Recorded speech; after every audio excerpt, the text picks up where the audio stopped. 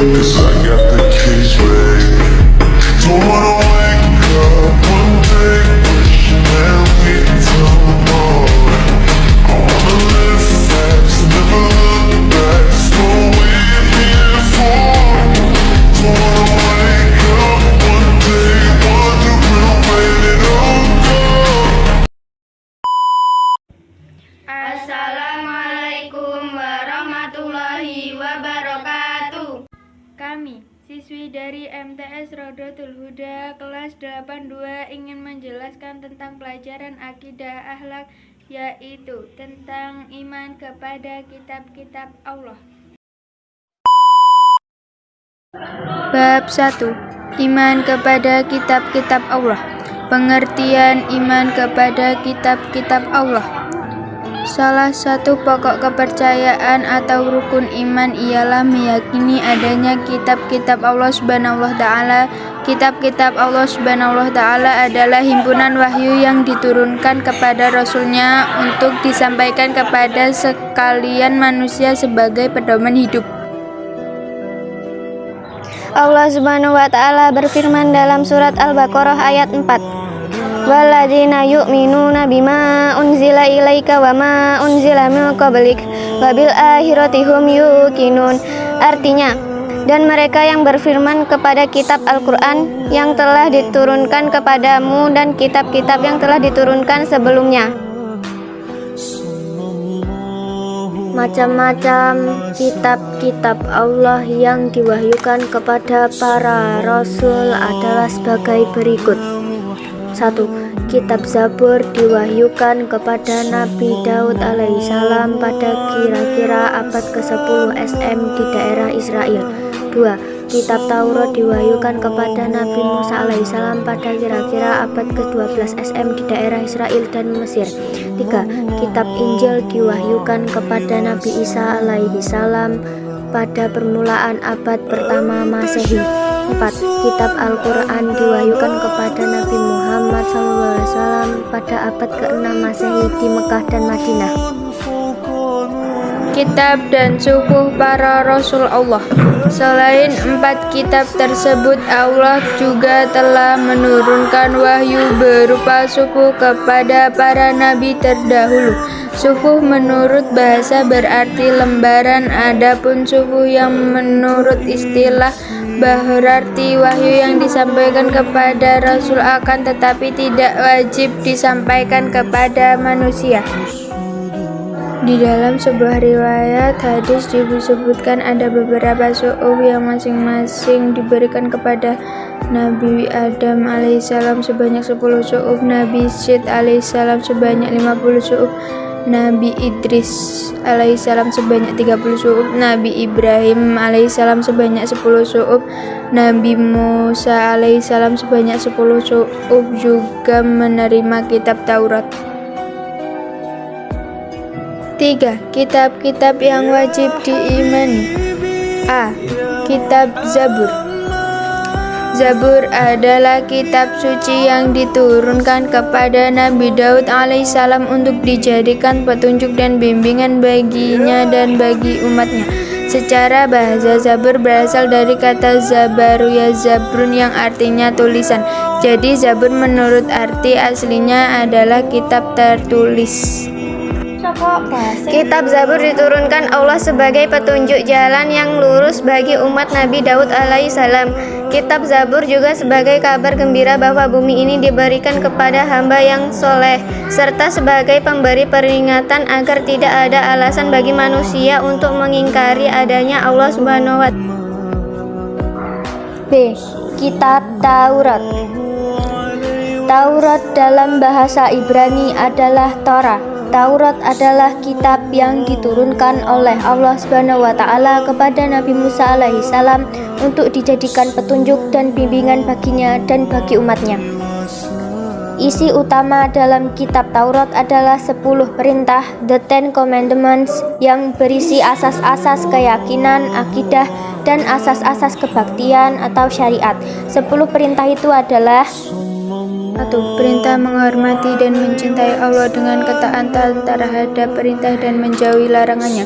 2. Perintah berzikir kepada Allah dengan penuh hormat. 3. Perintah mengkuduskan hari Allah. 4. Perintah menghormati orang tua. 5. Perintah menghindari pembunuhan sesama manusia. 6. Perintah menghindari perbuatan keji. 7. Perintah menghindari perbuatan mencuri. 8. Perintah menghindari perbuatan berbohong atau bersaksi palsu. 9. Perintah menghindari perbuatan cabul. 10. Perintah menghindari perbuatan memilik barang orang lain dengan cara tidak. Adapun fungsi diturunkannya kitab Taurat adalah sebagai petunjuk bagi Nabi Musa dan bagi Bani Israel untuk beriman kepada Allah.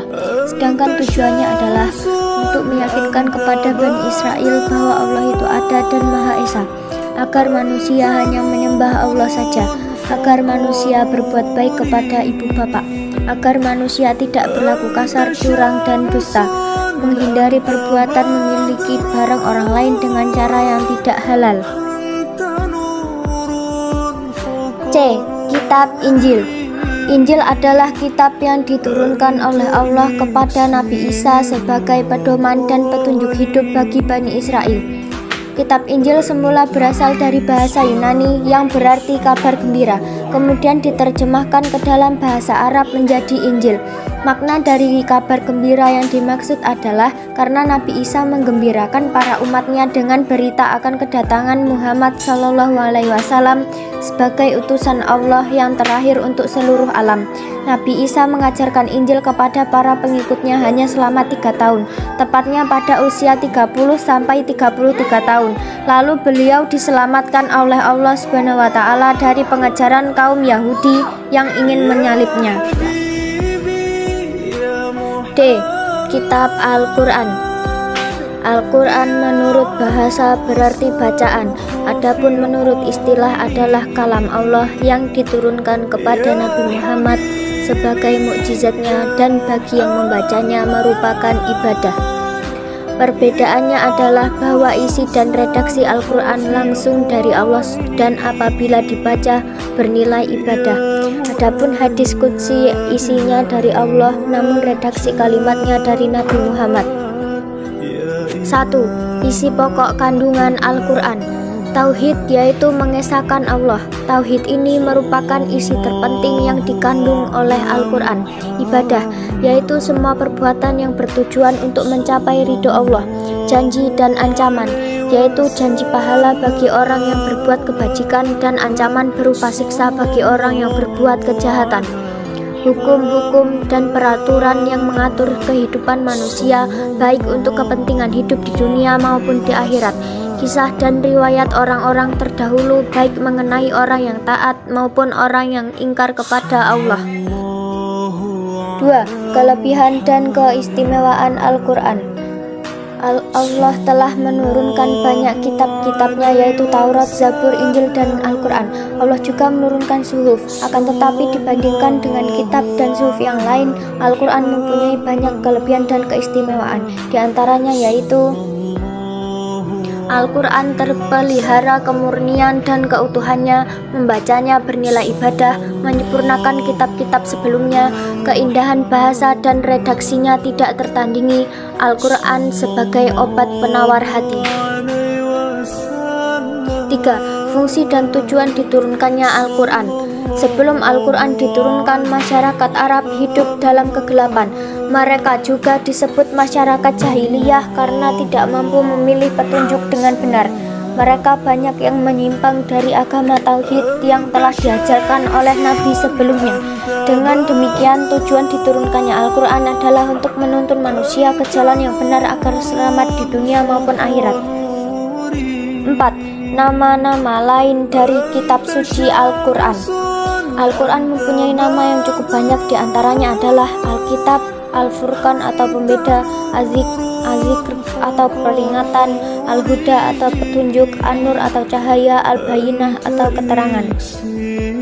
3. Hikmah beriman kepada kitab-kitab Allah. 1. Memiliki rasa hormat dan menghargai kitab suci sebagai kitab yang memiliki kedudukan di atas segala kitab yang lain. 2. Berusaha menjaga kesucian kitab suci dan membelanya apabila ada pihak lain yang meremehkannya. 3. Meningkatkan keimanan kepada Allah yang telah mengutus para rasul untuk menyampaikan risalahnya. 4. Hidup manusia menjadi tertata karena adanya hukum yang bersumber pada kitab suci. 5. Termotivasi untuk beribadah dan menjalankan kewajiban-kewajiban agama seperti yang tertuang dalam kitab suci. 6. Menumbuhkan sikap optimis karena telah dikaruniai pedoman hidup dari Allah untuk meraih kesuksesan baik di dunia maupun di akhirat. 7. Terjaga ketakwaannya dengan selalu menjalankan perintah Allah dan menjauhi semua larangannya. Penutupan dulu guys.